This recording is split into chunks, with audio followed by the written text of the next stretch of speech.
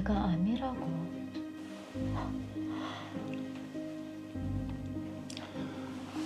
위암은 수술하고 항암 치료만 잘 받으면 아무 문제 없단다. 여보, 너무 걱정하지 말고. 왜 내한테만 이런 일이 생기는 거지?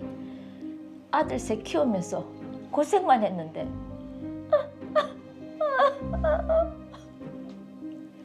여보, 괜찮다. 다 잘 될 기다.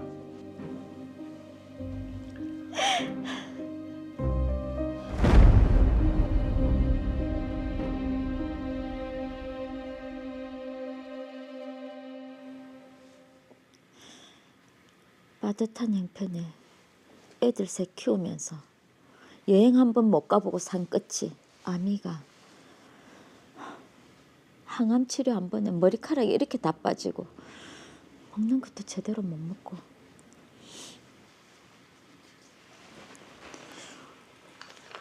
그냥 이대로 끝내는 게 낫지 않을까. 그러시면 안 됩니다.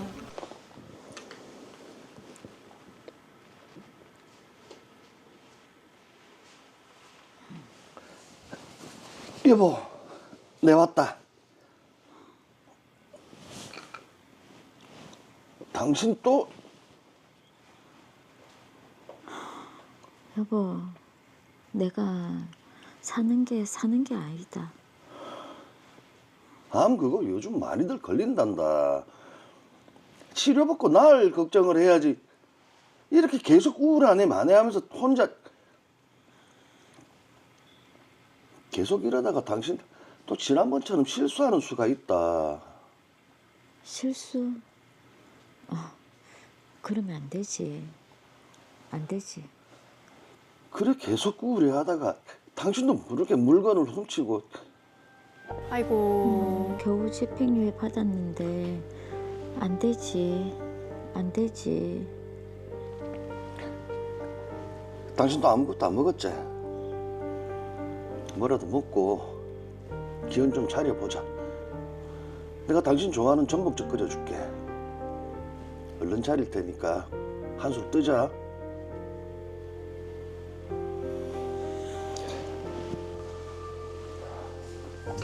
하지만 아내의 우울 증세는 더욱 심해졌고 정신 착란 증세도 종종 나타났습니다.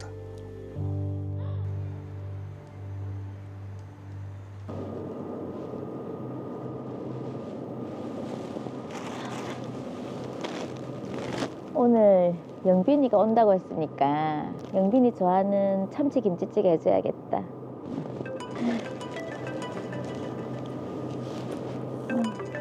병원에서 웬일이지?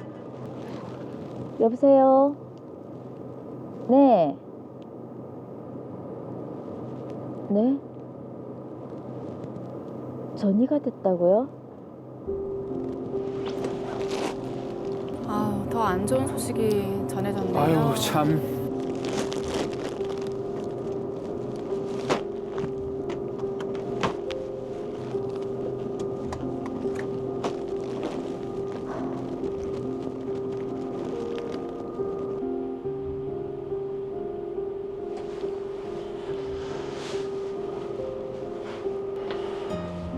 이상하네. 아까 손님이 왔던 것 같은데 잘못 봤나?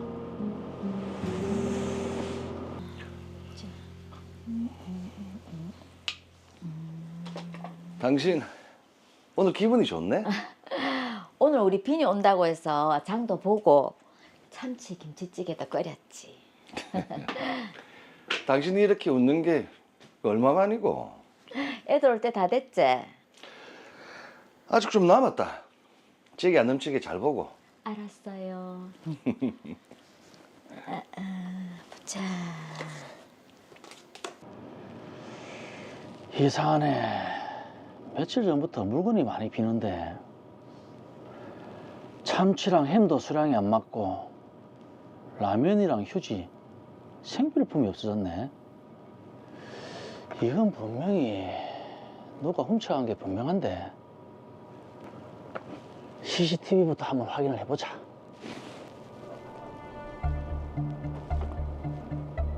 어?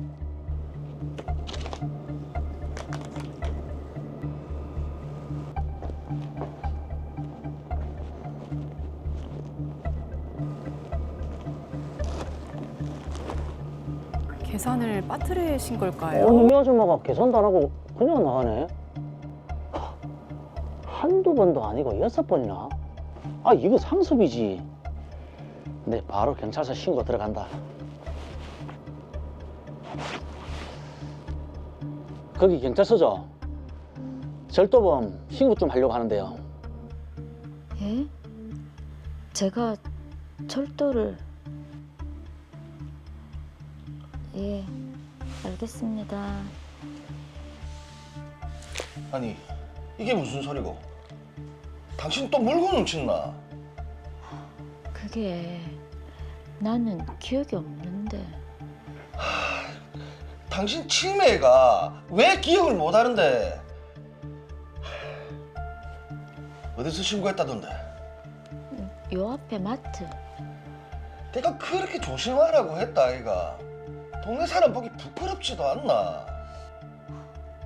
내가 사는 낙이 있어야 안 우울하지.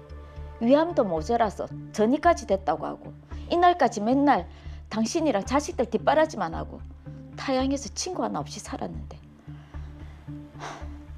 나도 내가 왜 그랬는지 모르겠다.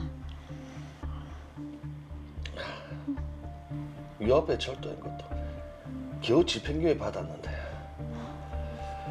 대체 이 일을 어찌해야 되나? 여보, 나 이대로 감옥 가야 하는 거가. 방법을 찾아보자. 방법을.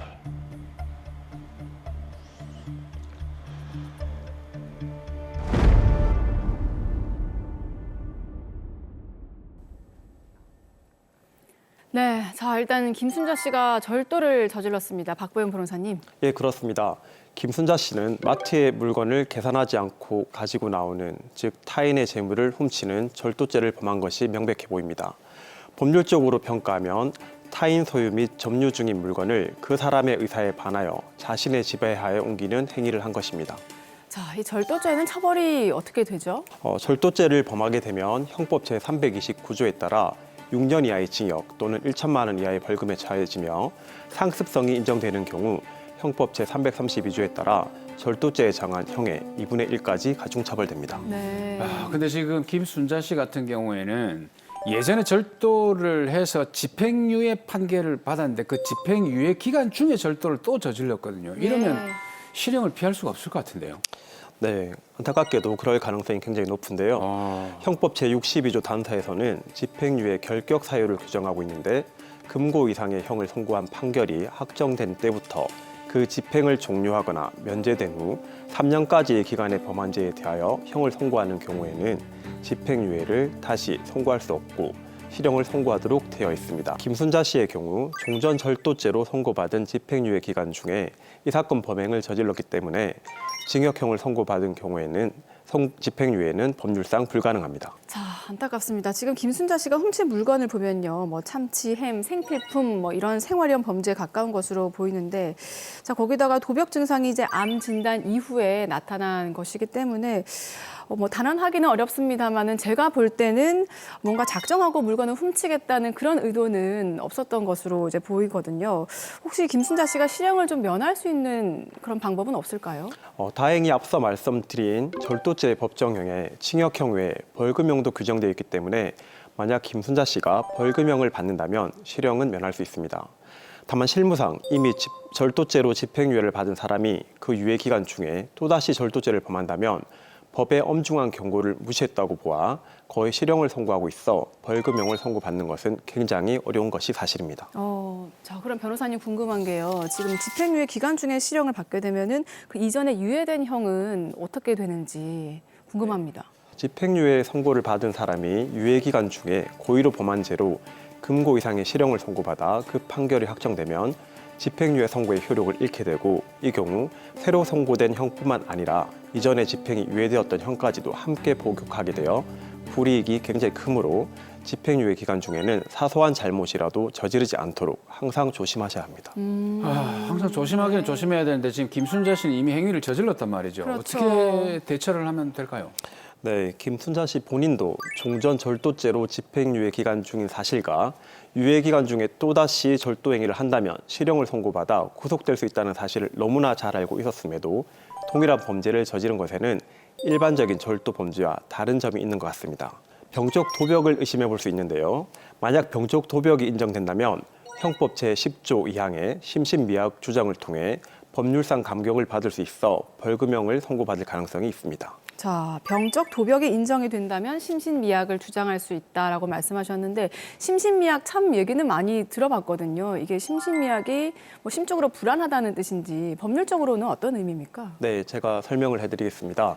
형법 제10조 2항은 심신장애로 인하여 사물을 변별할 능력이나 의사를 결정할 능력이 미약한 자의 행위는 형을 감경할 수 있다라고 하여 법률상 감경 사유로 심신미약을 규정하고 있습니다. 다만 동조 사망에서는 위험의 발생을 예견하고 자의로 심신장애를 야기한 자의 행위에는 적용되지 않음도 함께 규정하고 있습니다. 근데 일단 김순자 씨는 심신미약을 주장을 해야 되거든요. 예. 그렇다면 어떤 절차로 이 주장을 하게 되는 겁니까? 네, 병적 도벽을 인정받아 심신미약 감경을 받기 위해서는 정신과 전문의의 정신감정이 필요합니다. 병적 도벽이란 개인적으로 필요하지도 않고 금전적인 목적이 없음에도 물건을 훔치고 싶은 충동을 억제하지 못하여 물건을 훔치는 행위를 반복하는 질환의 일종인데요. 네. 일반적으로 물건을 훔치기 전에는 긴장 수준이 높아지다가 훔친 이후에는 만족감, 안도감, 긴장 완화를 경험하는 증상이며 물건을 충동적으로 훔침으로 계획적이지 않고 단독으로 물건을 훔칩니다. 네. 그리고 절도의 목적은 훔친 물건이 아니라 훔치는 행위 그 자체입니다. 듣고 보니까 정말 이렇게 병적 도벽이라는 게 질환이네요. 그렇죠? 네. 예. 자, 그런데 형사법원에서 이런 정신 감정 신청을 좀 잘 받아들여 주는 편인가요? 네, 이 부분을 잘 아셔야 될 것 같은데요. 형사재판은 비용 부담을 국가가 하기 때문에 실무상 정신감정 신청을 법원에서 허가해 주는 경우는 많지는 않습니다.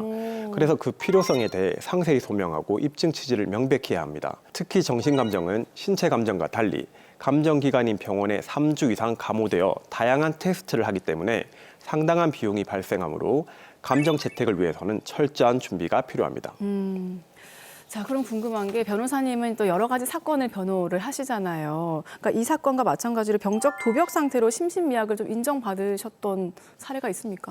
제가 병적 도벽에 대해 심신미약을 주장해서 인정받은 사례들이 있는데요.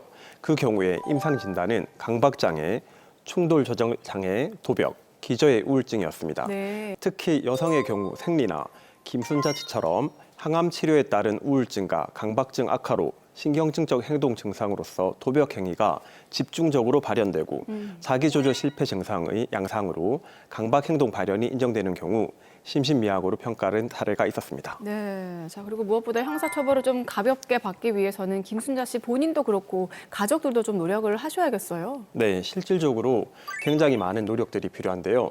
형사처벌을 경하게 받기 위한 양형 자료로 가족들의 탄원서가 필요하고 김순자 씨 본인의 치료 의지와 반성문도 필요하겠죠. 예. 가장 중요한 것은 지속적인 정신재활 심리치료와 약물치료 등을 유지하면서 꼭 치유하겠다는 환자 본인의 의지입니다.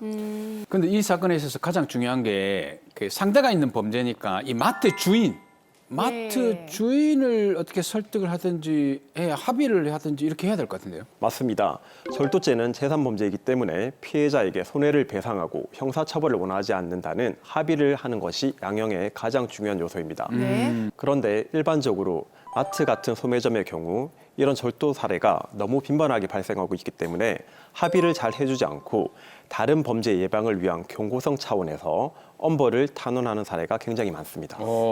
네, 그렇게 되면 김순자 씨는 이제 어떡하죠? 지금 집행유예 기간 중에 자신도 모르게 범죄를 저지른 거라서 꼭 합의가 필요할 것 같은데요. 결국 합의란 피해자의 마음을 얻어야 가능합니다. 무조건 돈으로 해결한다는 마음을 가져서는 안 되고 진심으로 사과하고 반성하는 마음을 피해자에게 전달하고 다시는 재범을 하지 않겠다는 결연한 의지를 부여야 용서받을 수 있습니다. 네. 특히 김순자 씨의 경우 심신미약이 인정되더라도 합의를 하지 못한다면 벌금형을 선고받는 것이 굉장히 어렵기 때문에 어떻게든 합의를 해야 실형을 면할 수 있다고 보입니다. 자, 그러게요. 이게 암 전이 소식까지 들은 이후에 지금 뭔가 우울증도 심해지셨고 또 강박, 뭐 집착 등의 정신 착란 증세가 나타나면서 이게 자신도 모르는 사이에 이런 일을 벌이신 것 같은데 꼭 좀 합의를 하실 수 있었으면 좋겠습니다. 그렇습니다. 지금 특히나 또 미성년 자녀가 세 명이나 있거든요. 그러니까요. 네, 그렇습니다.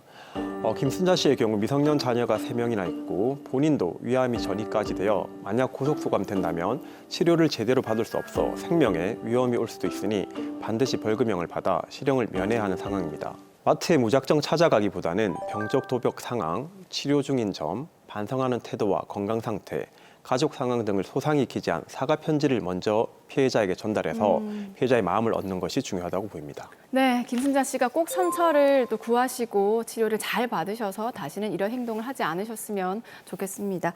자, 마지막으로 김순자 씨께도 한마디 더 해주시죠. 제가 그동안 병적 도벽을 원인으로 마트나 편의점 등에서 반복적으로 절도 행위를 한 사건들을 담당해 보니 결국 본인의 치료 의지가 있어야 범죄에서 벗어날 수 있었습니다. 그리고 혼자서 해결하는 것보다는 가족들에게 질병인 사실을 알려 함께 치료를 해야 예후가 좋고 수치심이나 부끄러움에 숨기는 것은 동이 된다는 사실을 명심하시기 바랍니다. 김순자 씨, 용기 내셔서 스스로 병원을 찾아가셔야 인신구속이라는 큰일을 막을 수 있습니다. 힘내십시오.